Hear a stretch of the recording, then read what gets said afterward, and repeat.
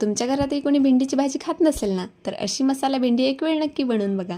तर त्यासाठी ना मी इथे भेंडी उभी कट करून घेतलेली आहे. त्यावरती थोडंसं लाल तिखट, हळद, मीठ आणि बाइंडिंगसाठी थोडंसं तेल टाकलं आहे. छान ते आपल्याला भेंडीला मिक्स करून घ्यायचे. नंतर आपल्याला भेंडी ना परतवून घ्यायची आपली.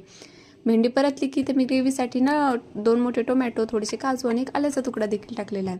छान ते आपल्याला मिक्सरला बारीक करून घ्यायचे. भेंडी पण आपली इथं परतून झालेली आहे. नंतर त्याच कढईतनं आपल्याला थोडीशी जिरे, एक मोठा बारीक करून घेतलेला कांदा, बारीक कट करून घेतलेला कांदा परतला की त्यात 1 चमचा लाल तिखट, 1 चमचा गरम मसाला आणि अर्धा चमचा हळद पावडर टाकायची. ते छान परतले की त्यात आपल्याला टोमॅटोची पेस्ट टाकायची. नंतर छान आपल्याला तेल सुटेपर्यंत भाजून घ्यायचे. नंतर 2 चमचे ना मी इथं दही घातलेलं आहे. दही घातलं की आपल्याला पटकन मिक्स करायचं, नाही तर ना दही आपलं फाटतं बरं का. आणि दही जास्त आंबट पण घ्यायचं नाही.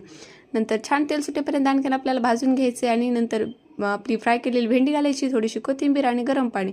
आणखीन 4 ते 5 मिनिट आपली भाजी शिजून घ्यायची. तर मस्त अशी मसाला भेंडी तयार आहे. तर एक वेळ नक्की बनवून बघा. रेसिपी आवडली असेल तर लाईक करा.